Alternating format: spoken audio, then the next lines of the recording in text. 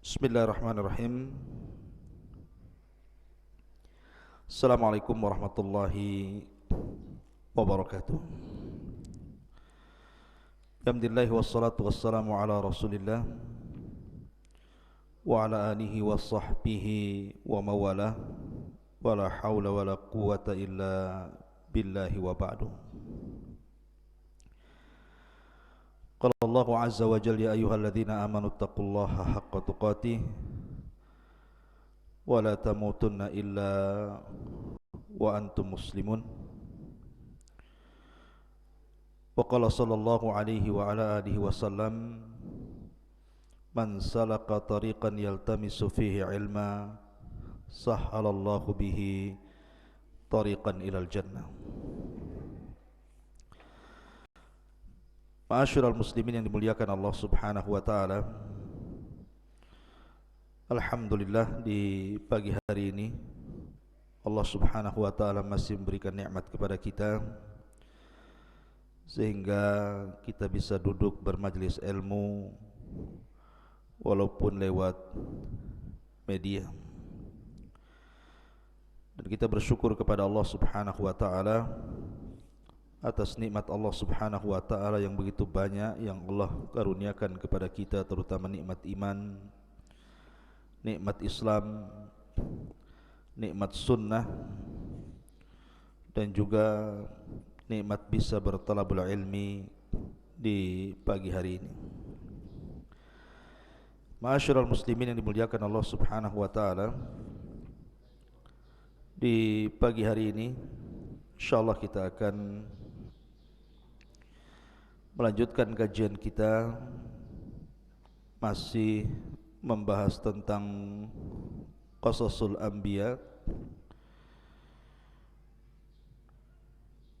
dan kita akan meneruskan kajian kita semalam bicara tentang kisah Nabi Allah Dawud alaihi salatu wassalam.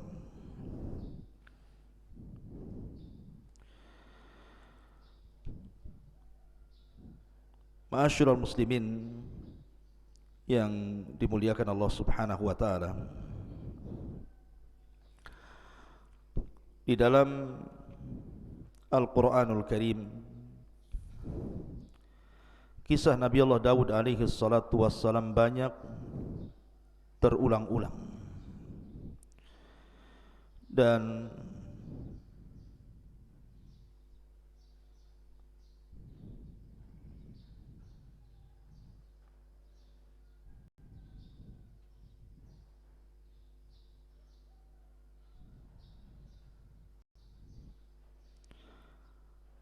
afwan, ada gangguan teknis.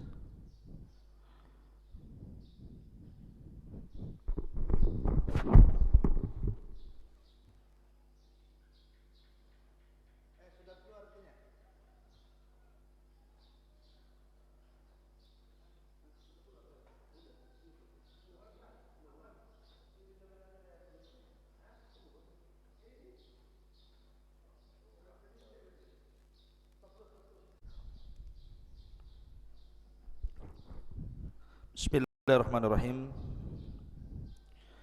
Assalamualaikum warahmatullahi wabarakatuh. Alhamdulillah wassalatu wassalamu ala Rasulillah wa ala alihi wa sahbihi wa mawalah wa la hawla wa la quwata illa billahi wa ba'du. Qala Allahu azza wa jalla ya ayyuhalladzina amanu taqullaha haqqa tuqatih wa la tamutunna illa wa antum muslimun. Wa qala sallallahu alaihi wasallam, man salaka tariqan yaltamisu fihi ilma sahhalallahu lahu tariqan bihi ilal jannah. Ma'asyiral muslimin yang dimuliakan Allah Subhanahu wa taala, alhamdulillah di pagi hari ini kita bisa kembali melanjutkan kajian kita yang tertunda semalam tentang qasasul anbiya, qissatu Nabiyillahi Dawud alaihi salatu wassalam. Nabi Dawud alaihi salatu wassalam adalah nabi yang Allah subhanahu wa ta'ala karuniakan banyak keutamaan, terutama dari nabi-nabi Bani Israel. Karena satu-satunya nabi dan yang pertama dari kalangan nabi Bani Israel yang Allah subhanahu wa ta'ala berikan dua karunia yang sangat besar. Karunia dari langit dan karunia dari bumi. Adapun karunia dari langit, Allah subhanahu wa ta'ala wahyukan kepada Nabi Allah Daud untuk menjadi seorang nabi. Dan ini keutamaan yang luar biasa, diangkatnya beliau menjadi seorang nabi. Adapun dari bumi, maka Allah subhanahu wa ta'ala angkat beliau menjadi raja. Padahal ma'ruf tradisi Bani Israel bahwa kalau dia seorang raja maka mesti keturunan Yahuda, dan kalau dia seorang nabi maka dia mesti keturunan Lawa. Akan tapi Nabi Daud alaihi salatu wassalam menggabungkan dua keistimewaan ini, nabi plus raja. Dan sudah ma'ruf kisahnya ketika Nabi Allah Daud alaihi salatu wassalam terpilih menjadi pasukan khusus Raja Talut, dan dia orang yang paling muda kala itu, usianya masih 17 tahun. Tetapi Allah subhanahu wa ta'ala memberikan karunia kepada siapa yang dikehendaki. Dari seluruh tentara Talut yang mampu atau berhasil membunuh Raja Zalim, Raja Jalut, adalah Nabi Allah Daud, dan ketika itu belum diangkat menjadi nabi. Baru setelah kemudian dia membunuh Jalut, kemudian Talut menjanjikan bahwa siapapun yang membunuh Jalut maka dia berhak menikahi salah satu putrinya dan berhak mendapatkan kekuasaan setelahnya. Karena Jalut sendiri ketika menganggap remeh kepada Nabi Allah Daud alaihi salatu wassalam saat mubarazah, perang tanding, Jalut mengatakan, kalau engkau bisa membunuhku maka kuserahkan kerajaanku kepadamu, tapi jika aku membunuhmu maka serahkan kerajaan kalian kepadaku. Dan Daud berhasil membunuh Jalut sehingga sudah pantas dia mendapatkan kerajaan Jalut. Ma'asyiral muslimin yang dimuliakan Allah subhanahu wa ta'ala, terlebih setelah kemudian Nabi Allah Daud alaihi salatu wassalam menikah dengan salah satu putri daripada Talut, dari sini Allah subhanahu wa ta'ala firmankan, wa atainahu al-hikmah, dan Allah subhanahu wa ta'ala berikan al-hikmah, maksudnya ke Nabi. Maka resmilah Daud alaihi salatu wassalam diangkat oleh Allah subhanahu wa ta'ala menjadi nabi. Dan Allah subhanahu wa ta'ala turunkan kitab langit, sebagaimana Ibrahim alaihi salatu wassalam diturunkan padanya suhuf. Inna hadha lafi suhufil ula suhufi Ibrahim wa Musa. Sesungguhnya Al-Quran ini terdapat lembaran-lembaran kitab langit berupa suhuf, suhufnya Nabi terdahulu dan juga suhufnya Musa dan Ibrahim. Maka sebagaimana Nabi Allah Ibrahim diturunkan suhuf kepadanya, kemudian juga Nabi Musa alaihi salatu wassalam diturunkan Taurat, kemudian Isa bin Maryam diturunkan Injil, dan Rasul kita Muhammad sallallahu alaihi wasallam diturunkan Al-Quran, maka Nabi Allah Daud juga diturunkan Zabur. Tentu Zabur tidak sebagaimana Taurat, Injil ataupun Al-Quran yang sangat tebal, karena Zabur itu kinayah taranum, mungkin semacam bait-bait syair yang suka ditaranumkan, dilanggamkan oleh Daud alaihi salatu wassalam. Dan Daud memiliki 70 suara. Jadi kalau dia taranum, membaca Zabur, maka dia membaca dengan 70 qiraah. Setiap berpindah satu qiraah ke qiraah berikutnya, suaranya semakin indah, semakin baik. Bahkan saking indahnya suara Nabi Allah Daud alaihi salatu wassalam, burung-burung bahkan gunung-gunung ikut taranum dengan Daud alaihi salatu wassalam. Nanti akan saya kisahkan bagaimana kisah qiraah Zabur Nabi Allah Daud alaihi salatu wassalam. Baik, kita akan mulai dengan beberapa ayat Al-Quran yang bicara tentang kisah Nabi Allah Daud alaihi salatu wassalam. Allah subhanahu wa ta'ala berfirman dalam suratul Sad, ayat ke-17. A'udzu billahi minasyaitonir rajim. Isbir ala ma yaqulun. Bersabarlah engkau wahai Muhammad terhadap apa yang mereka katakan kepadamu. Kita tahu bahwa dakwah Nabi SAW itu penuh dengan tantangan dan rintangan. Mulai daripada hinaan, ejekan, cacian, makian, ancaman. Itulah tantangan dakwah Nabi SAW. Sehingga terkadang Nabi SAW sempit hatinya, dan Allah tahu. Makanya kemudian di antara faedah Al-Quran ini sepertiganya bicara tentang qasas, kisah-kisah para nabi, kisah-kisah para rasul, adalah untuk menguatkan hati Rasul, linusabbitu bihi fuadak, agar hati Nabi SAW tenang. Apabila Nabi SAW diancam untuk dibunuh, maka sebelumnya para nabi juga diancam, bahkan dibunuh. Seperti Nabi Allah Yahya ibn Zakaria dibunuh, dipenggal kepalanya. Kemudian juga ayahnya Zakaria digergaji dalam pohon. Kemudian Isa juga diancam oleh kaumnya, kemudian diangkat ke langit karena akan mengalami pembunuhan.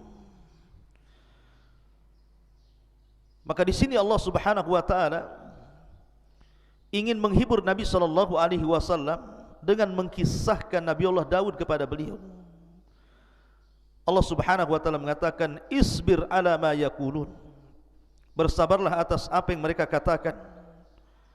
Wadhkur abdana Daud dzal aidi innahu awwab.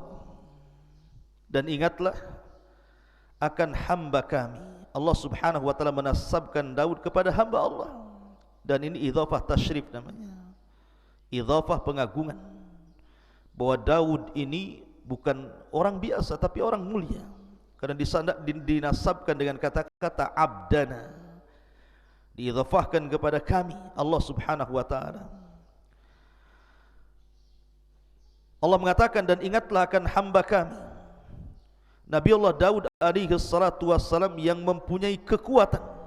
Sungguh dia hamba yang sangat taat kepada Allah Azza wa Jalla. Seolah-olah Allah ingin katakan, bersabarlah wahai Muhammad sebagaimana sabarnya Nabi Allah Daud alaihi salatu wassalam. Ma'asyiral muslimin yang dimuliakan Allah Subhanahu wa taala, ketika Allah Subhanahu wa taala mengatakan wadhkur abdana Daud dzal aidi, dan ingatlah akan hamba kami Daud yang mempunyai kekuatan. Ingat, Allah Subhanahu wa taala memberikan karunia yang sangat besar kepada Nabi Allah Daud alaihi salatu wassalam berupa kekuatan. Makanya Allah Subhanahu wa taala menyebutkan dalam surah Sad ayat 20-nya, wasaddadna mulkahu, dan kami kuatkan kerajaannya. Para ulama tafsir mengatakan dal aidi innahu awwab, bahwa dia memiliki kekuatan, bukan hanya kekuatan kerajaannya, karena semenjak Nabi Allah Daud diangkat oleh Allah menjadi nabi, kemudian menjadi raja sepeninggal Talut, maka seluruh Bani Israel sangat mencintai Daud, berbeda dengan raja-raja sebelumnya. Terkadang Bani Israel mereka melakukan pemberontakan, atau kepada para nabi sebelumnya, terkadang mereka membunuh para nabi, mendustakan para nabi. Tapi tidak bagi Daud alaihi salatu wassalam. Seluruh Bani Israel suka dengan Daud, karena dia memiliki kekuatan yang Allah anugerahkan. Bukan hanya kekuatan kerajaannya, kekuatan tentara-tentaranya, dan banyaknya pasukannya, tapi dia juga memiliki kekuatan ibadah. Bahkan Nabi SAW menggambarkan dalam sebuah hadis, ahabbus siyami ilallah siyami Daud, kana yasumu yawman wa yuftiru yawman, wa ahabbus salati ilallah salati Daud, salatu Daud kana yanamu nisfal laili wa yakumu thuluthahu wa yanamu sudusahu. Muttafaqun alaih. Kata Nabi SAW,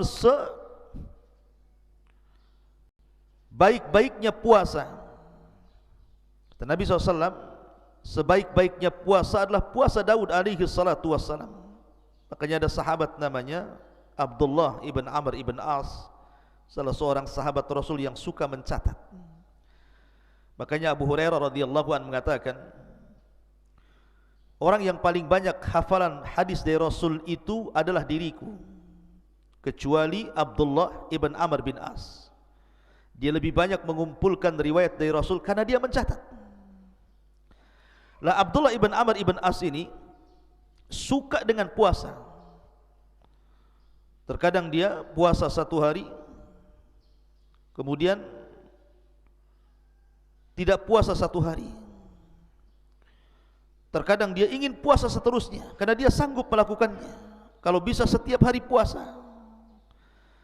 Tapi Nabi SAW ketika itu mengatakan, sum yauman wa aftir yauman. Walaupun engkau sanggup berpuasa tiap hari, wahai Abdullah ibn Amr, tetaplah kau harus berpuasa satu hari dan meninggalkan puasa satu hari. Wa dzalika siyamu Daud, itulah puasanya Nabi Daud. Wa huwa afdhalus siyam, dan itu seutama-utama puasa. Kata Abdullah bin Amr, ya Rasulullah, inni utiku afdhala min, aku bisa lebih baik daripada Daud, setiap hari puasa pun aku sanggup. Tapi Rasul mengatakan, la afdhala min dzalik, tidak ada yang lebih afdal dibandingkan puasa Daud. Puasa satu hari, tinggalkan satu hari. Kemudian Nabi SAW mengatakan, wa ahabus salati ilallah salatu Daud, dan seutama-utama salat, maksudnya salat sunnah, adalah salatnya Nabi Daud. Beliau tidur di pertengahan malam, kemudian bangun di sepertiganya, kemudian tidur di seperenamnya.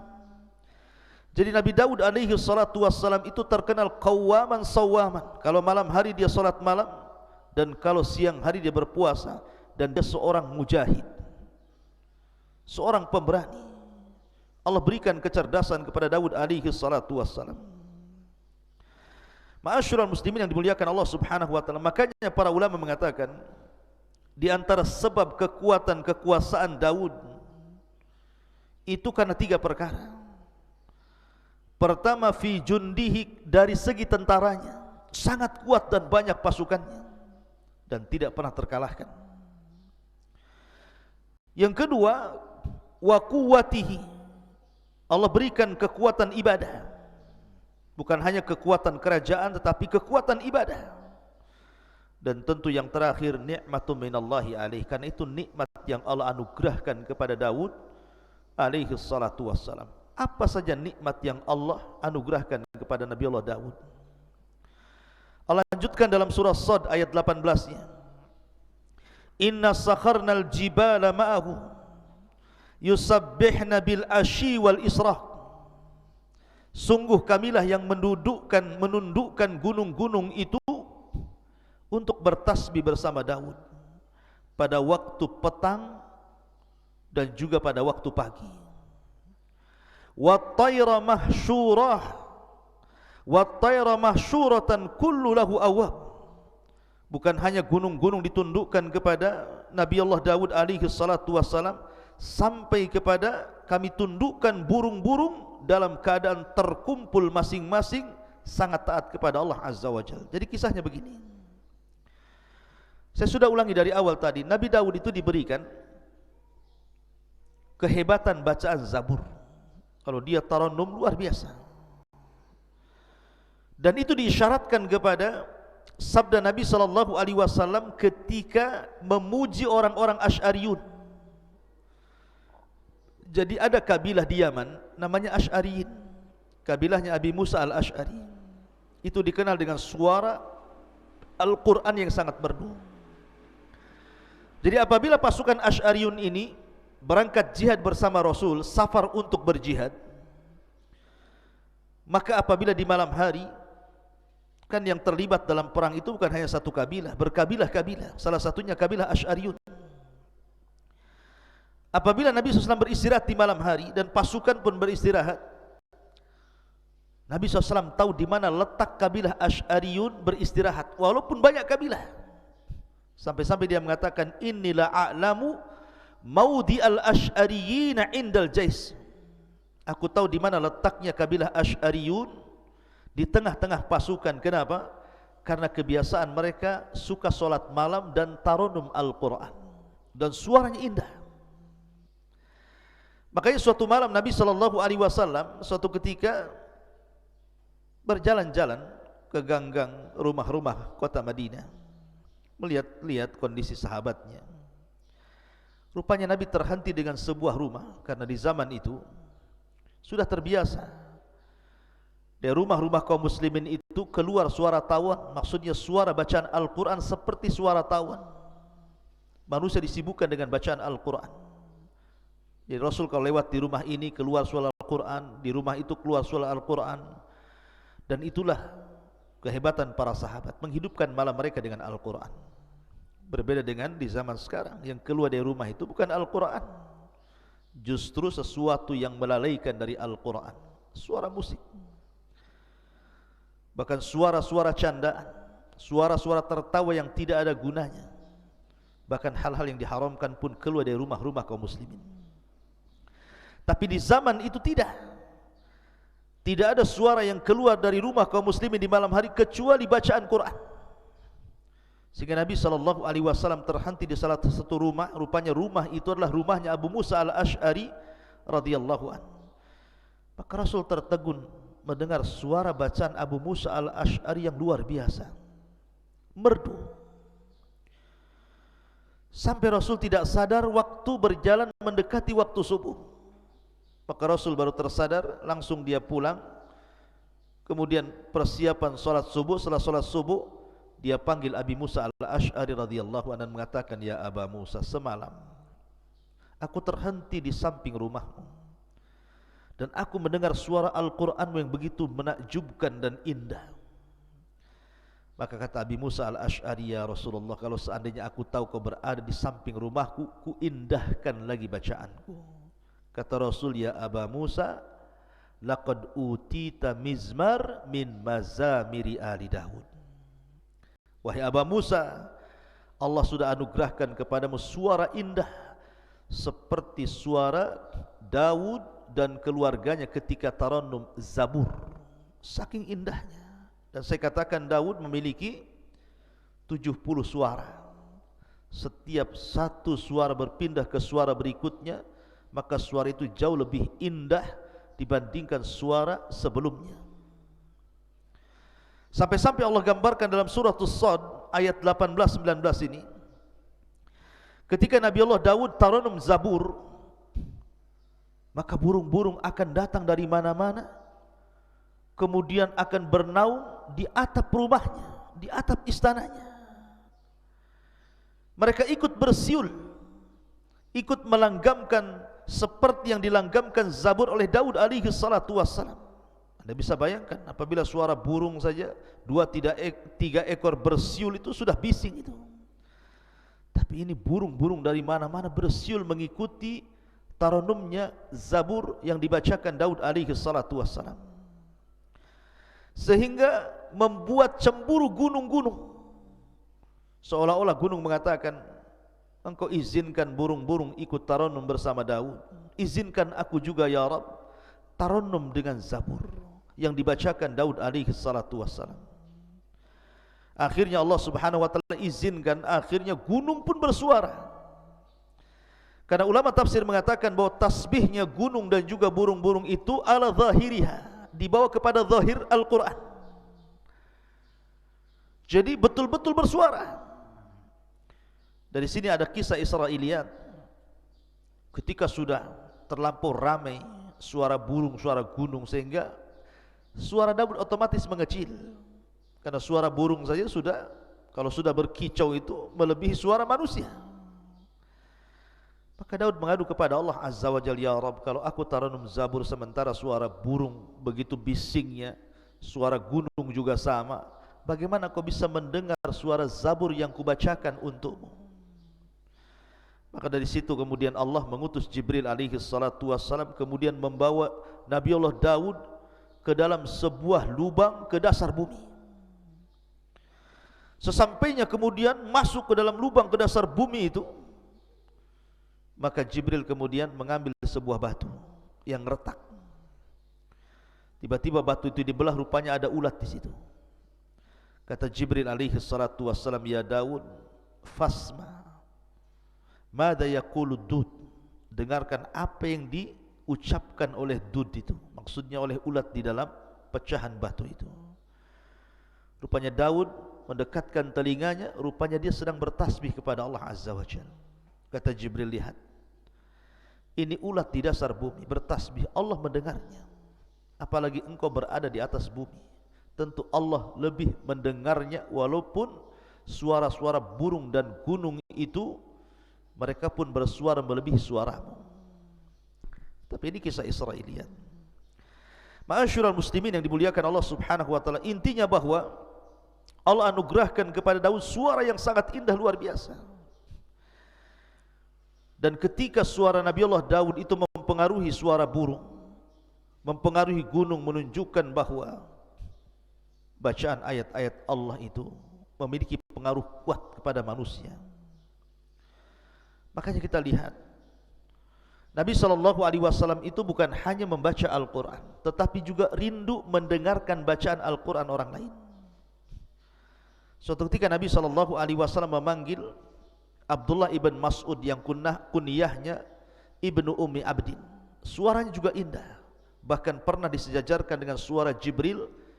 Ketika Rasul pulang dari safar bersama Abu Bakar dan Umar, kemudian mendengar suara Abdullah ibn Mas'ud membaca Al-Quran. Kata Nabi SAW, ya Aba Bakrin wa ya Umar, wahai Abu Bakar dan Umar, man arada an yasma'al Qur'ana ghaddan tariyan falyasma'ala qiraati Ummi Abdin. Wahai Abu Bakar, wahai Umar, kalau engkau ingin mendengarkan bagaimana Al-Quran itu turun kepadaku, ketika Jibril membaca Quran kepadaku, maka perdengarkan suara Ibnu Ummi Abdin, maksudnya Abdullah ibn Mas'ud. Jadi Rasul memanggil Abdullah ibn Mas'ud dan mengatakan, Iqra alayya al-Quran, wahai Abdullah bin Mas'ud, tolonglah bacakan untukku Al-Quran. Kata Abdullah bin Mas'ud, ya Rasulullah, a'aqra'u alayka wal Qur'anu unzila ilaik. Rasul, bagaimana mungkin aku membacakan Al-Quran kepadamu sementara Quran itu turun kepadamu? Tapi Rasul mengatakan, Iqra, baca saja. Faqara'a, maka dia pun membaca suratul Nisa sampai kepada ayat, wa kaifa idza ji'na min kulli ummatin bisyahid wa ji'na bika ala haula'i syahida. Bagaimana kalau seandainya setiap umat itu memerlukan saksi dan engkau saksi bagi umat-umat itu? Sampai kepada ayat ini Rasul mengatakan, hasbuka hasbuka, cukup cukup. Rupanya Abdullah ibn Mas'ud melihat Rasul menangis, merenungkan ayat yang dibaca Abdullah ibn Mas'ud radhiyallahu anhu. Jadi Al-Quran itu mempengaruhi sampai kepada Nabi SAW. Makanya kita lihat ada seorang ulama namanya Fudail ibn Iyad, seorang perompak padang pasir. Ketika dia hendak merampok salah satu rumah orang kaya milik seorang wanita tajir, ada yang mengatakan hendak melihat wanita yang disukainya, seorang jariyah, naik ke atas rumah. Tiba-tiba sahibul bait, pemilik rumah itu sedang qiyamul lail. kemudian membacakan Al-Quran sampai kepada ayat alam ya'ni lilladzina amanu an tash'a qulubuhum bi dzikrillah wa ma nazala minal haq. Tidakkah sampai usia maksudnya 40 tahun untuk menyadarkan dia kembali berzikir kepada Allah dan begitu seterusnya. Tiba-tiba Fudail bin Iyad hampir jatuh dari atap rumah itu. Dia mikirkan ayat itu. Sampai akhirnya dia pun bertobat dari rampoknya, kemudian belajar sehingga menjadi alim min ulama'i dunia. Jadi ulama dunia, terkenal zuhud wara'nya. Intinya bahwa faedah yang sangat besar dari kisah Nabi Daud alaihi salatu wassalam, dia mampu membaca Zabur dan Allah anugerahkan suara yang sangat indah. Maka bagi anda yang Allah anugerahkan suara indah, gunakan untuk membaca Al-Quran. Buat apa anda gunakan untuk menyanyi? Tidak ada faedahnya dunia akhirat.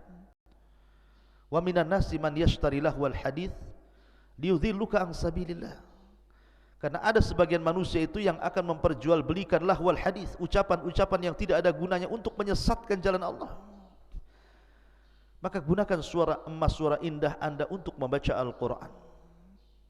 Rasul mengatakan man lam yataghanna bil Quran falaysa minni. Siapa yang tidak melanggamkan Al-Quran dengan suara indah, maka bukan termasuk umatku. Quran itu indah dan akan semakin indah bila dibacakan orang yang memiliki suara indah. Ma'asyiral muslimin yang dimuliakan Allah Azza wa Jalla. Kemudian Allah mengatakan dalam surah As-Sad ayat 20-nya, wa shaddadna mulkahu wa atainahul hikmata wa faslal khitab. Dan kami kuatkan kerajaannya. Sekali lagi, Daud ini diberikan anugerah kekuatan kerajaan karena semua Bani Israel mendukungnya. Tidak ada satupun yang memberontaknya. Selama 40 tahun Nabiullah Daud berkuasa, kehidupan Bani Israel sungguh di atas kejayaan. Memiliki raja plus juga nabi. Dan memiliki tentara yang sangat kuat dan kekuatan ibadah yang luar biasa. Makanya Allah mengatakan dan kami kuatkan kerajaannya, wa atainahul hikmah, dan kami berikan hikmah kenabian kepadanya, wa faslal khitab, dan kebijaksanaan dalam memutuskan perkara. Jadi Nabi Allah Daud itu subhanallah, dia diberikan kepahaman yang luar biasa. Setiap kasus yang ditanganinya, maka Allah berikan jalan keluarnya.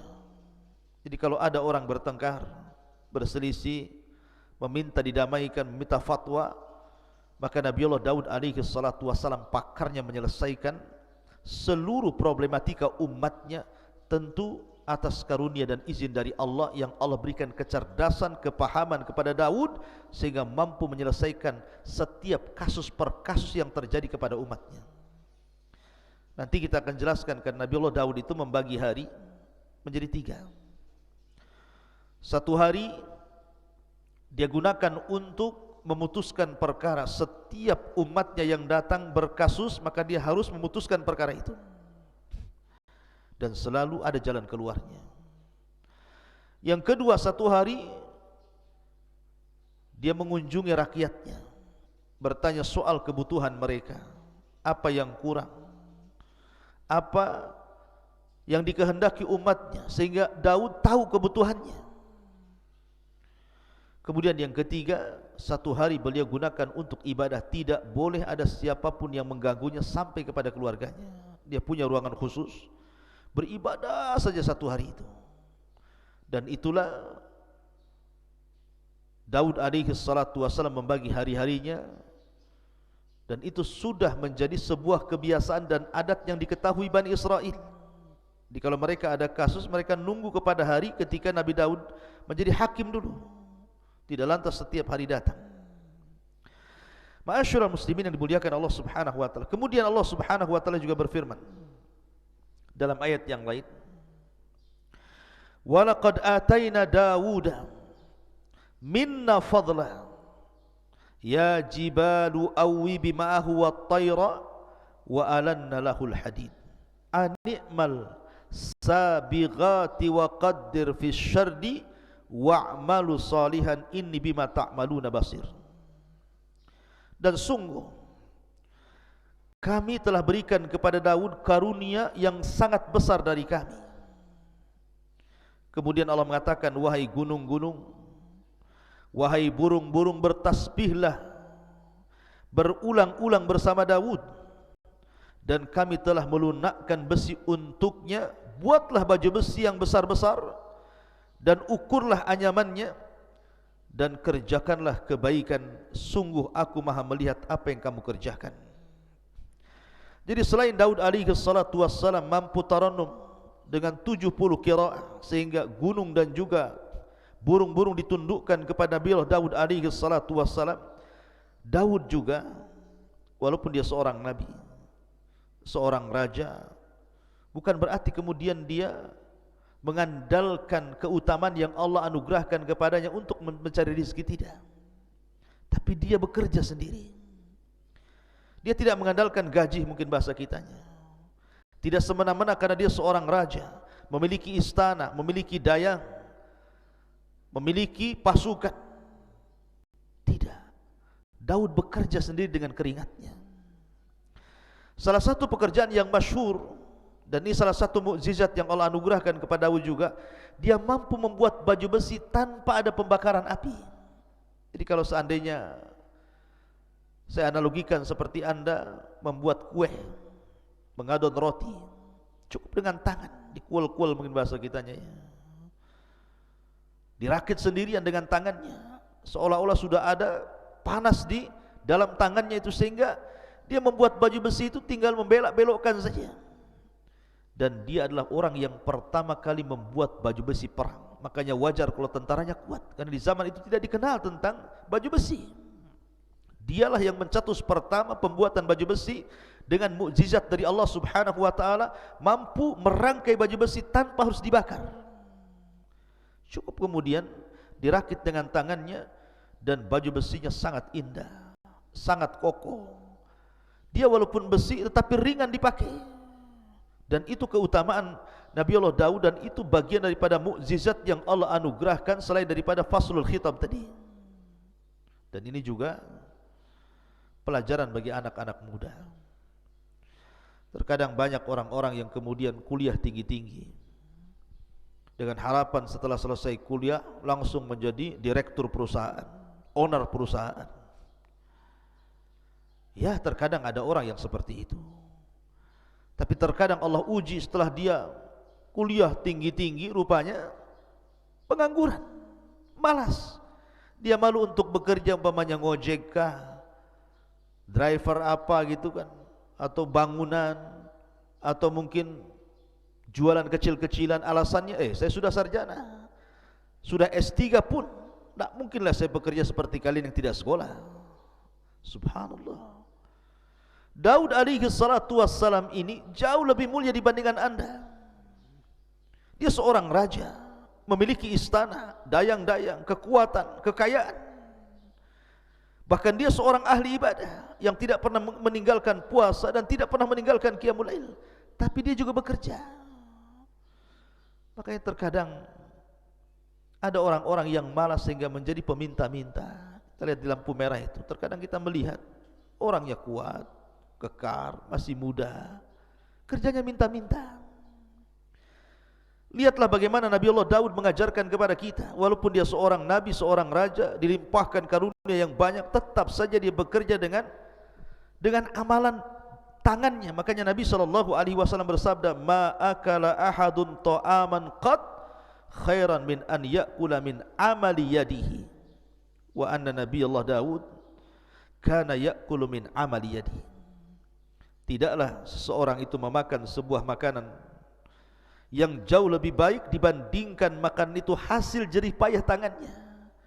Dan sesungguhnya Nabi Allah Daud, beliau memakan dari hasil tangannya.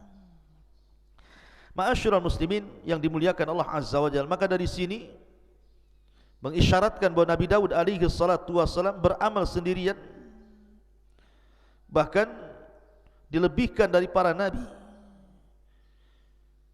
Dan kebiasaan para nabi juga, mereka bekerja. Ibrahim alaihi salatu wassalam, dia jual baju. Dia membeli baju di pasar di tempat lain, kemudian dijual di tempat lain. Itu Ibrahim Khalilur Rahman, pemimpin ataupun Abul Anbiya, bapaknya para nabi, bekerja. Zakaria Najjar. Mungkin bahasa kita Najjar itu semacam ya pembuat kayu. Ini zaman sekarang ini mebel gitu ya. Itulah pekerjaannya Nabi Zakaria alaihi salatu wassalam. Bahkan Rasul tidak malu-malu untuk menjadi ra'il ghanam, penggembala kambing milik tuan Arab. Dan begitulah para nabi mengajarkan kepada kita agar kita bekerja dan bekerja mencari yang baik dan halal. Kulu min tayyibati ma razaqnakum. Ma'asyiral muslimin yang dimuliakan Allah Subhanahu wa taala. Kemudian kalau kita melihat bagaimana keistimewaan Nabi Allah Daud alaihi salatu wassalam, juga Allah Subhanahu wa taala berfirman di dalam Al-Qur'anul Karim, "Walaqad ataina Dawuda wa Sulaiman ilma wa qala alhamdulillahi alladzi faddalana ala katsirin min ibadinal mu'minin." Dalam surah An-Naml ayat 15 Allah katakan, dan sungguh kami berikan kepada Daud dan Sulaiman ilmu yang banyak. Kemudian keduanya pun bersyukur kepada dan mengatakan, alhamdulillah, segala puja dan puji hanya milik Allah yang telah mengaruniakan kepada kami dibandingkan kebanyakan dari hamba-hambamu yang beriman. Bersyukur. Jadi Daud dan juga Sulaiman mengajarkan kepada kita, nikmat apapun yang Allah anugerahkan kepada kita itu datang dari Allah. Bersyukurlah kepada Allah Azza wa Jalla akan nikmat itu. Aku itu nikmat dari Allah. Jangan seperti Qarun, yang awalnya dia seorang pembaca Taurat hebat, memiliki suara indah membaca Taurat. Qarun itu orang yang dekat dengan Nabi Musa, ahli ibadah. Awalnya dia baik. Ketika dia baru dianugerahkan rizki oleh Allah Azza wa Jalla, dia masih mau sedekah, bayar zakat. Tapi setelah Allah anugerahkan kekayaan yang begitu besar kepada Qarun, dia pun sombong dan mengatakan, innama utitu min ilmin indi, kekayaan ini datang dariku, bukan dari Allah, karena kecerdasanku. Mungkin bahasa kitanya, karena saya sudah kuliah tinggi-tinggi, kalau saya sekarang kaya, jadi manajer, jadi owner perusahaan, wajar, itu karena kecerdasanku. Dia lupa bahwa yang berikan rizki itu Allah Subhanahu wa ta'ala. Akui itu nikmat dari Allah. Bersyukur dengan cara mengeluarkan rizki Allah itu kepada sesuatu di jalan Allah. Karena banyak orang-orang itu yang mencari rizki dengan cara halal, tetapi kemudian diinfakkan dengan cara yang haram. Harta anda akan ditanya di hadapan Allah, min aina iktasabahu wa fima anfaqahu. Kemana? Dari mana kau hasilkan harta itu? Kemana kau belanjakan? Semua akan ditanya. Maka di sini pelajaran yang sangat berharga dari Nabi Allah Daud dan juga Sulaiman putranya. Beliau memuji Allah Subhanahu wa ta'ala, alhamdulillah. Makanya Nabi Allah Sulaiman alaihi salatu wassalam diberikan anugerah kekayaan yang mungkin jauh lebih hebat dibandingkan ayahnya. Tapi dia mengatakan, hadza min fadli rabbi, ini semua karunia Allah. Liyabluwani aashkuru an akfur. Sengaja Allah menguji diriku, kata Sulaiman, apakah aku akan menjadi hamba Allah yang bersyukur ataukah menjadi hamba Allah yang kufur. Karena bagaimanapun kekayaan itu difirmankan Allah Azza wa Jalla, kalla innal insana la yatgha an ra'ahu stagna. Betapa banyak orang-orang yang kemudian melampaui batas dalam hidupnya ketika Allah berikan kecukupan kepadanya. Na'udzubillah. Ma'asyiral muslimin yang dimuliakan Allah Subhanahu wa ta'ala, ketika para ulama memberikan catatan bahwa dalam surah An-Naml ayat 15 ini, walaqad ataina Dawuda wa Sulaimana ilma wa qala alhamdulillahilladzi faddalana ala katsirin min ibadihil mu'minin, dan sungguh kami telah berikan kepada Daud dan juga Sulaiman ilmu yang banyak. Kemudian keduanya memuji Allah dan mengatakan, segala puja dan puji hanya milik Allah yang telah melebihkan kami dari kebanyakan hamba-hamba Allah yang beriman. Allah berikan nikmat yang luar biasa kepada dua nabi ini. Salah satunya Nabi Allah Daud alaihi salatu wassalam. Apa saja nikmat yang Allah anugerahkan kepada Nabi Allah Daud alaihi salatu wassalam? Yang pertama, al-quwwah al-ilmiyah. kekuatan pengetahuan yang cerdas. Makanya Allah mengatakan dalam surah Al-Baqarah ayat 251, wa 'allamnahu wa 'allamahu mimma yasha. Dan Allah ajarkan pengetahuan kepada siapa dari hambanya sesuai dengan kehendaknya. Ma'asyiral muslimin yang dimuliakan Allah Azza wa Jalla, dan Nabi Allah Daud diberikan pengetahuan yang luar biasa, kepahaman, kecerdasan yang luar biasa. Yang kedua, al-quwatul badaniyah. Dia dianugerahkan kekuatan badan, kekuatan fisik, sehingga tadi bisa membuat baju besi dengan tanpa ada pembakaran. Cukup dengan tangannya saja dirangkai sedemikian rupa, akhirnya menjadi baju besi. Dan Allah katakan dalam surah Saba ayat 10, wa alanna lahul hadid, dan Allah lembutkan besi kepada Daud alaihi salatu wasallam, dan itu bentuk kekuatan fisik beliau. Kemudian yang ketiga, quwatul mulki bitaskhiril asbabil madiyati wal ma'nawiyati liyuqawwi mulkahu min kathratil junud wa husni sirati wal adli wal fasli fil khusumat. Kekuatan kerajaan dengan berbagai macam sebabnya, sehingga dengan kecerdasannya dan kekuatan fisiknya akhirnya kuat kerajaannya, dicintai oleh Bani Israel. Dia mampu mengelola kerajaan begitu baik, tentaranya kuat, dan dia memiliki akhlak yang sangat mulia dan dicintai rakyatnya. Dia seorang yang adil dalam memberikan keputusan, dan dia paham bagaimana cara menyelesaikan sebuah urusan, permasalahan, problematika yang dihadapi umatnya. Makanya Allah mengatakan wasyadadna mulkahu dalam surah Sad yang saya tadi bacakan 20, dan kami kuatkan kerajaannya. Kemudian yang keempat, al-isabatu fil qawli wal fahmi fil qadha. Tepat sasaran apabila memutuskan sebuah perkara. Kalau ada orang konflik, bermasalah, datang kepada Nabi Daud, langsung bisa diselesaikan urusannya, seketika langsung selesai urusannya. Makanya Allah mengatakan wa atainahul hikmata wa faslal khitab. Faslal khitab, paham dengan urusan orang. Kemudian yang nomor 5, al-manzilatul aliyatu indallah. Dan ini yang paling luar biasa, Daud memiliki keistimewaan yang tinggi di sisi Allah Subhanahu wa taala, sehingga Allah mengatakan dalam surah Sad ayat 25, faghafarna lahu dzalik wa inna lahu indana la zulfa wa husnal ma'ab. Dan kami ampuni dosa-dosanya, dan sungguhnya Daud di sisi kami, kata Allah, sungguh hamba Allah yang mendekatkan diri kepadaku, dan dia akan mendapatkan kebaikan tempat kembali kelak. Kemudian yang nomor 6, al-barakatu fil waqti wa taysirul qiraati alaihi.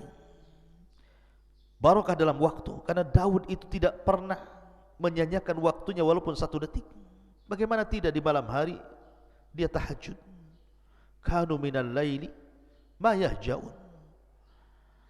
Jadi Daud itu menghidupkan setiap malamnya. Dan begitulah adatul anbiya, kebiasaan para nabi. Lihat Rasulullah SAW sampai diwajibkan qiyamul lail bagi dia, sehingga di masa tuanya kaki-kaki Rasul pecah-pecah, sehingga Aisyah radhiyallahu anha mengatakan, ya Rasulullah, engkau sudah sepuh, sudahlah kerjakan yang wajib-wajib, tinggalkan yang sunnah-sunnah. Tapi Rasul mengatakan, ya Aisyah, afala akuna abdan syakur, salahkah saya menjadi hamba Allah yang bersyukur? Maka salat melahirkan syukur. Daud tidak pernah menyanyiakan di waktu malam, dan tidak menyanyiakan di waktu siang. Dia berpuasa dan berjihad. Subhanallah, barakah waktunya. Dan Allah mudahkan bacaan Zabur kepadanya, sehingga Allah Subhanahu wa ta'ala anugerahkan suara yang sangat indah dan mempengaruhi makhluk-makhluk di sekitarnya. Kemudian nomor 7, husnus saut, indahnya suara. Saya katakan Daud memiliki 70 qiraah. Satu qiraah lebih indah daripada qiraah berikutnya, dan itu keistimewaan. Makanya saya katakan, anda yang memiliki suara emas, suara indah, gunakan untuk baca Quran. Bukankah Rasul yang mengatakan, man qara harfa min kitabillah falahul hasanatu wal hasanatu bi asyri amthaliha, la aqulu alif lam mim harfun walakin alifun harfun wa lamun harfun wa mimun harfun, kata Rasul. Saya membaca 1 huruf, siapa yang membaca 1 huruf dalam Al-Quran, maka dia dapat 1 kebaikan yang dilipat gandakan 10 kali lipat kebaikan. Aku tidak katakan alif lam mim 1 huruf, tapi alif 1 huruf, lam 1 huruf, mim 1 huruf. Anda bisa bayangkan Baca surah Al-Fatihah saja. Kalau satu huruf 10 kebaikan, berapa kebaikan yang anda akan dapati dari baca Al-Quran itu? Ma'asyiral muslimin yang dimuliakan Allah subhanahu wa ta'ala.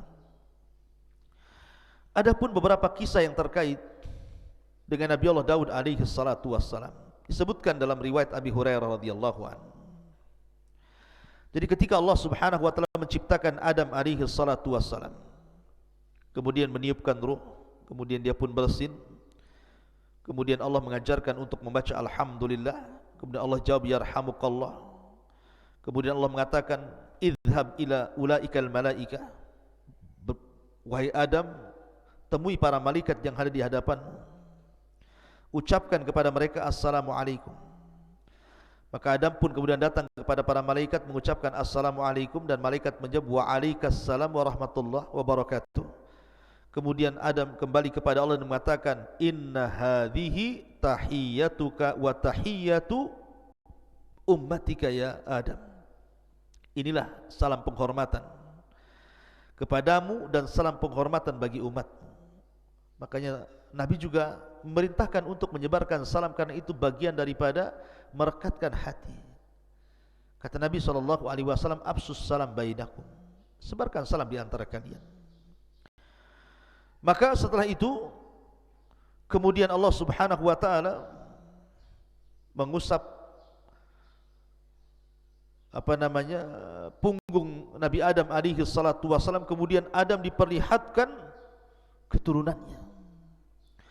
Maka ketika Adam kemudian melihat keturunannya, dilihatnya ada satu orang dari turunan Adam alaihi salatu wassalam memiliki cahaya di dahinya, dan itu sangat menakjubkan Adam alaihi salatu wassalam. Kenapa orang ini bercahaya? Dan siapa dia? Akhirnya kemudian Adam mengatakan, ya Rabb, man hadha, siapa orang itu? Dari turunanku yang bercahaya itu siapa? Maka Allah mengatakan, hadha ibnuka Daud, itu turunanmu, namanya Daud alaihi salatu wassalam. Qad kutibat lahu umru arba'ina sana, Allah sudah catat dia hanya punya umur 40 tahun saja. Ketika mendengar usianya pendek, sementara Adam sudah takjub dengan Daud alaihi salatu wassalam, dia mengatakan, ya Rabb, zid fi umri, zid fi umri, tambahkan usianya. Maksudnya, ambil usiaku, tambahkan usianya. Kalau memang dia hanya usianya 40 tahun, tambahkan 60 lagi, genapkan menjadi 100 tahun usianya, biar dia agak panjang sedikit. Akhirnya kemudian ditakdirkan Daud pun diberikan usia Adam 60 tahun sehingga genap menjadi 100 tahun. Di saat Adam sudah berusia 940 tahun, artinya sudah waktunya dia wafat, datang malakul maut, dan Adam sudah sepuh. Ketika malakul maut hendak mencabut ruhnya Adam, Adam lupa bahwa usia dia sudah diberikan 60 tahun kepada Daud, sehingga dia tidak mau dicabut nyawanya, dan tetap mengatakan, bukankah usiaku 1000 tahun? Tunggulah 60 tahun lagi, katanya. Malaikat maut mengingatkan, bukankah usiamu sudah diberikan kepada anak cucumu Daud alaihi salatu wassalam? Adam lupa. Makanya dari situlah manusia disebut al-insan, diambil dari kata nisyan, lupa. Karena Adam lupa, maka lupa ini pun berlaku kepada setiap turunan Adam. Maka kita disebut insan. Tapi lihat di sini ada hubung kait antara Nabi Allah Adam alaihi salatu wassalam dengan Nabi Allah Daud, karena keistimewaan Daud sampai Adam menyisihkan usianya 60 tahun untuk Nabi Allah Daud alaihi salatu wassalam. Ma'asyiral muslimin yang dimuliakan Allah subhanahu wa ta'ala. Kemudian kisah yang kedua, ketika Nabi Daud alaihi salatu wassalam, kita tahu bahwa Nabi SAW bersabda dalam hadis, masih dari hadis Abu Hurairah radhiyallahu anhu yang terdapat dalam Musnad Imam Ahmad.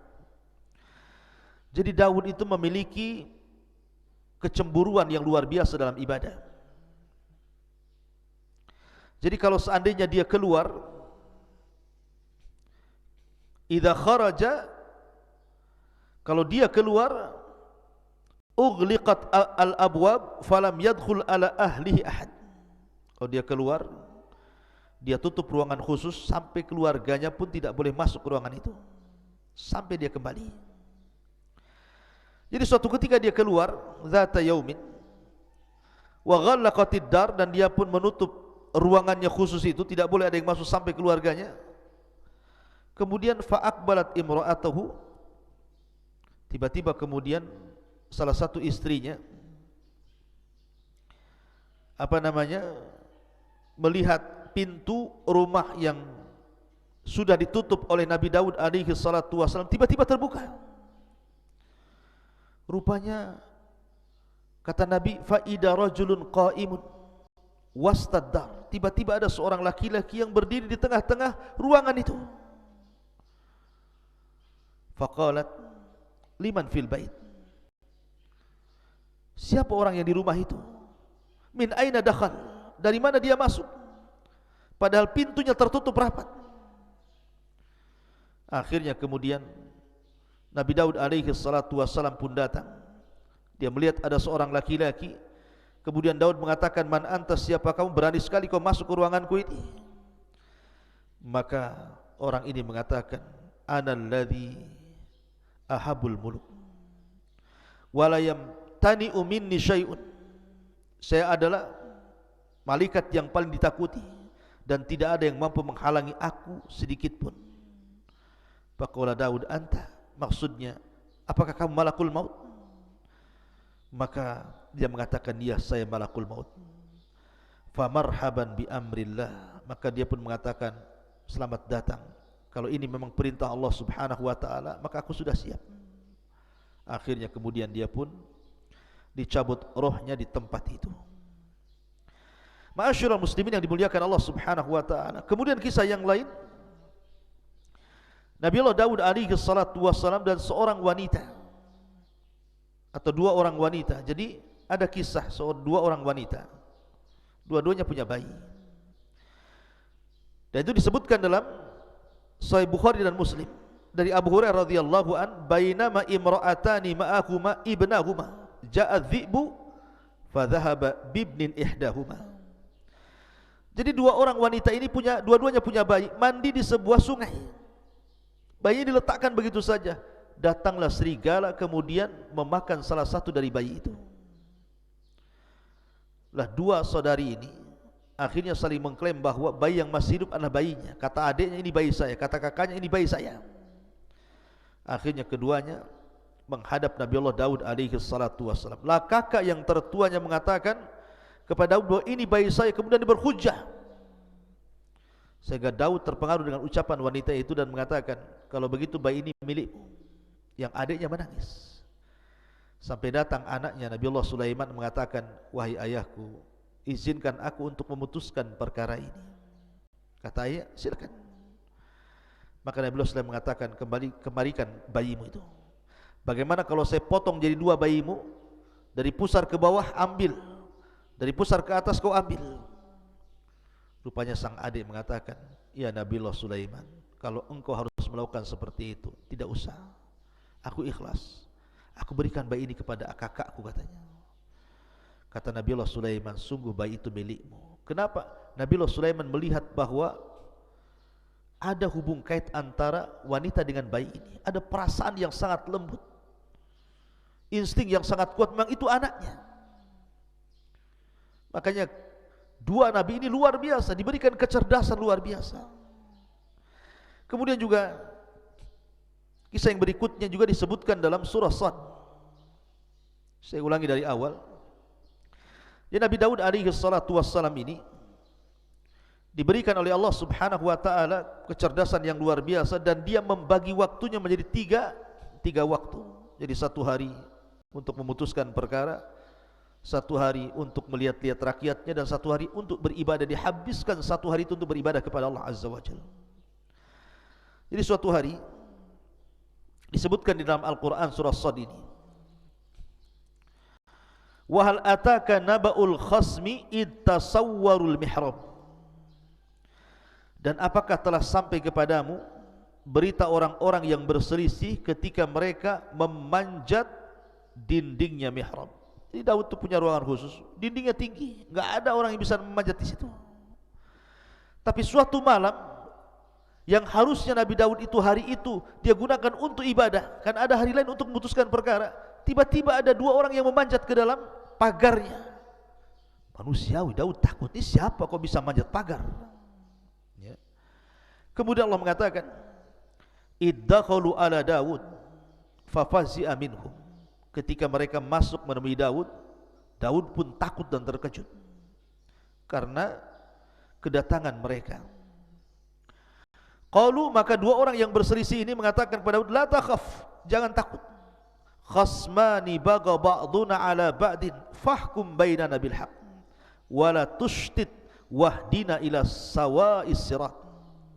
Jangan takut, kami dua orang yang sedang berselisih, sebagian kami menzalimi sebagian yang lainnya, maka berilah keputusan kepada kami secara adil, dan janganlah menyimpang dari kebenaran, serta tunjuki kami jalan yang lurus kepada Allah Subhanahu wa ta'ala. Daud terperanjat. Kata Daud, ya sudah, apa masalah? Kemudian yang salah satu ini dari dua orang yang berselisih, yang satu diam saja, tapi yang satu bicara terus. Inna hadza akhi, ini saudaraku. Lahu tis'un wa tis'una na'ja. Dia mempunyai 99 ekor dari kambing betina. Waliya na'jatun wahid, dan aku hanya mempunyai seekor kambing betina saja. Faqala aqfilniha wa azzani fil khitab. Lalu dia berkata, serahkanlah kambingmu itu kepadaku, dan dia mengalahkan aku dalam perdebatan. Qala laqad dhalamaka bisu'ali na'jatika ila ni'aji. Daud berkata, sungguh dia telah berbuat zalim kepadamu dengan meminta kambingmu itu untuk ditambahkan kepada kambingnya. Jadi dua orang ini, yang satu punya kambing 99 ekor, yang satu memiliki satu kambing. Yang 99 ekor ini bersiasat supaya satu kambing ini diserahkan kepadanya sehingga genap menjadi 100. Jadi yang satu kambing, yang pemilik kambing ini meminta agar Nabi Daud menyelesaikan masalahnya. Ini orang ini mendolim sama saya, masa saya punya satu kambing mau diambil? Maka Allah Subhanahu wa ta'ala kemudian mengatakan, wa inna kathiran minal khulata la yabghi ba'duhum ala ba'din illa alladhina amanu wa amilus salihat wa qalilum mahum wa dhanna Daud annama fatannahu fastaghfara rabbahu wa kharra raki'an wa anam. Kalau Allah Subhanahu wa ta'ala mengatakan, dan sungguh memang banyak di antara orang-orang yang bersekutu itu benar-benar berbuat zalim sebagian mereka kepada sebagian yang lainnya. Masalahnya di sini, Nabi Daud alaihi salatu wassalam dalam hal ini memang kurang bijak. Karena Nabi Allah Daud alaihi salatu wassalam hanya mendengarkan satu pihak dan tidak mendengarkan pihak lain. Dia hanya mendengarkan dari pihak orang yang satu kambing itu, yang mempunyai satu kambing, dan tidak mendengarkan pihak yang kedua yang memiliki 99 kambing. Masalahnya apa sehingga dia mau mengambil satu kambing itu? Harusnya kan dua-duanya. Oke, masalahnya apa? Karena kalau orang berserikat itu kebanyakan mereka pasti ada masalah. Karena Allah yang mengatakan kalau orang sudah berserikat dalam usaha, kebanyakan itu satu dengan yang lain pasti saling menzalimi. Sedikit sekali orang yang berserikat itu berakhir dengan kebaikan. Rata-rata berakhir dengan keburukan. Satunya menzalimi, satunya mendustai, satunya mengambil hasilnya, satunya begitu seterusnya. Ada yang mengatakan asbab nuzul ayat ini, dan ini sekali lagi kisah Bani Israel. Dan kaedah ketika kita mendengar kisah Bani Israel, kalau memang kisah itu sesuai dengan Al-Quran dan Sunnah, kita terima. Tapi kalau kisah itu tidak sesuai dengan Al-Quran dan Sunnah, maka kita tolak.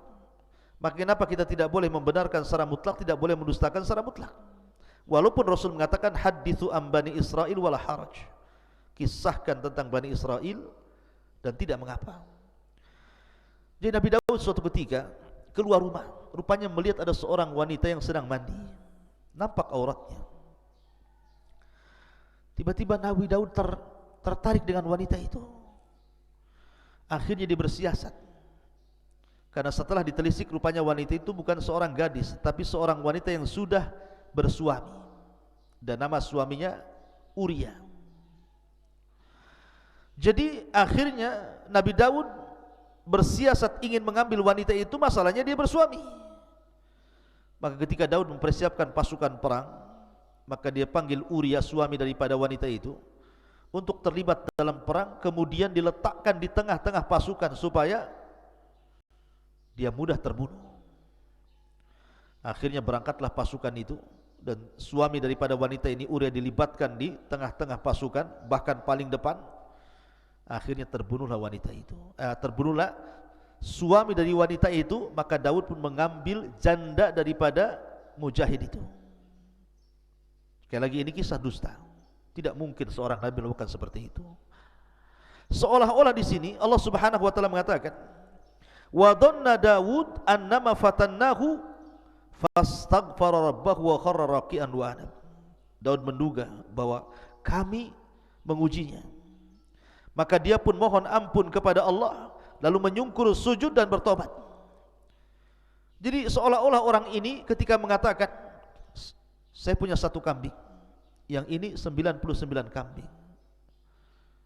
Seolah-olah kau ini Daud punya istri 99, karena istrinya Daud itu banyak, 99 istri. Tiba-tiba engkau ingin menambah satu istri dengan cara zalim seperti itu, melibatkan suaminya dalam perang supaya mati. Sama dengan kisah ini.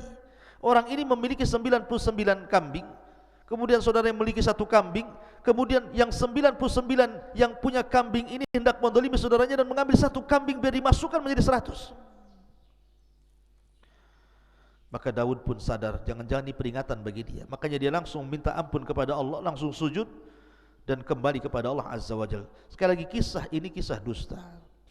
Maka kita hanya melihat zahir kisah Al-Quran, tidak ada hubung kait dengan wanita tadi ataupun dengan Uria yang dilibatkan dalam perang. Itu kita, Islam tidak mengenal kisah itu. Dan dari sini Allah mengatakan, faghfarna lahu dzalik wa inna lahu indana lazulfa wa husnal ma'ab. Lalu kami mengampuni kesalahan itu, dan sungguh dia mempunyai di sisi kami kedudukan yang benar-benar dekat dan tempat kembali yang baik. Dan Allah katakan, ya Daud, inna ja'alnaka khalifatan fil ardi fahkum bainan nasi bil haq wa la tattabil hawa fayudillaka an sabilillah. Innal ladina yadilluna an sabilillah lahum adzabun syadid bima nasu yaumal hisab. Allah berfirman, wahai Daud, sesungguhnya engkau kami jadikan penguasa di bumi ini, maka berilah kepada putusan perkara di antara manusia itu dengan sangat adil, dan jangan kau ikut hawa nafsu dirimu, karena akan menyesatkan dirimu dari jalan Allah. Maka siapapun yang tersesat dari jalan Allah, mereka pantas mendapatkan azab yang berat, karena mereka melupakan hari perhitungan. Seolah-olah Allah ingin berikan pelajaran kepada Daud. Terkadang ada orang yang berselisih dan minta diselesaikan hari ini juga, tak akan mungkin menunggu sampai 3 hari. Kalau memang ini urgent, harus diselesaikan, maka uruslah rakyatmu. Jangan membagi hari menjadi 3 sehingga kalau ada orang masalah nunggu hari di mana Daud alaihi salatu wasallam ada keluangan untuk memutuskan perkara. Kalau memang di hari itu engkau hari beribadah, atau di hari engkau sedang melihat rakyatmu tiba-tiba ada masalah, putuskan hari itu juga. Itu zahir Al-Quran seperti itu. Dan Nabi Allah Daud alaihi salatu wasallam seorang nabi yang dikaruniakan banyak nikmat oleh Allah Subhanahu wa taala, dan Allah anugerahkan kepadanya putra yang luar biasa, Nabi Allah Sulaiman alaihi salatu wasallam. Bagaimana kisah Nabi Daud alaihi salatu wasallam dan juga putranya Nabi Allah Sulaiman, dan bagaimana juga kisah Nabi Allah Sulaiman alaihi salatu wasallam, insyaallah kita akan bersambung lain kesempatan. Mudah-mudahan ada manfaatnya. Subhanakallah bihamdika asyhadu an la ilaha illa anta astaghfiruka wa atubu ilaik. Assalamualaikum warahmatullahi wabarakatuh.